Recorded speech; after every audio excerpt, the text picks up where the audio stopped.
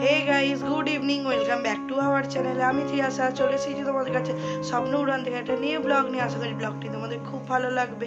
আজকে হচ্ছে 16 সেপ্টেম্বর 2024। আজ রান্না পুজো, ভাবলাম এই সুন্দর ব্লগটা তোমাদের সাথে শেয়ার করি, তো সেই জন্য শেয়ার করলাম। আর শেষ মুহূর্ত অব্দি দেখতে থাকো, হোপফুলি ব্লগটা তোমাদের খুব ভালো লাগবে।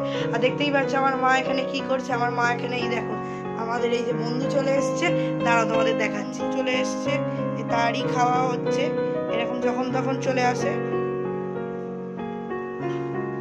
পুপু এখানে শিকলির কাজ করছে, কারণ দোকানে পুজো আছে, বিশ্বকর্মা পুজো।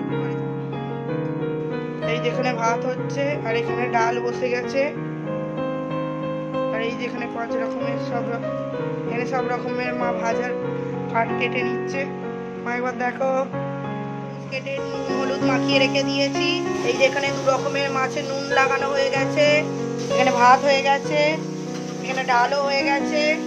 সরি, তোমাদের বলতে ভুল হয়েছে, এখানে ডাল সেদ্ধ হয়েছে, এখানে কয়েক রকমের ভাজা কমপ্লিট হয়েছে, এখানে এখনো কিছুটা ভাজা হচ্ছে, কেটে রেখেছি নুন হলুদ লাগিয়ে, আর এখানে ভাজা হচ্ছে।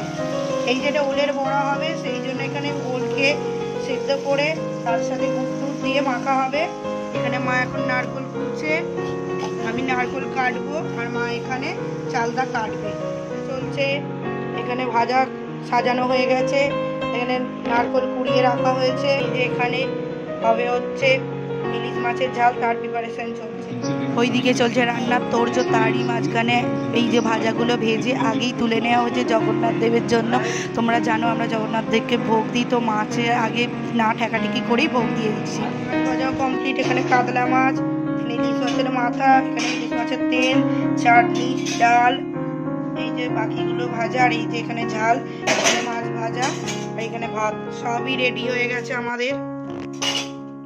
রান্না পুজোর মেনুতে ছিল হচ্ছে ভাত, ইলিশ মাছের তেল, ইলিশ মাছ ভাজা, কাতলা মাছ ভাজা, তার সাথে ছিল করলা ভাজা, আলু ভাজা, বেগুন ভাজা, পটল ভাজা, ঝিঙে ভাজা, ওল ভাজা, কুমড়ো ভাজা, ঢেঁড়স ভাজা, কাঁচকলা ভাজা, হোপা ভাজা, নারকোল ভাজা, সব রকমের ভাজা ছিল। তার সাথে ছিল হচ্ছে এখানে ডাল নারকোল দিয়ে, চালতা দিয়ে, তার ওখানে ছিল হচ্ছে ইলিশ মাছের ঝাল, আর ওখানে ছিল হচ্ছে চালদার চাটনি।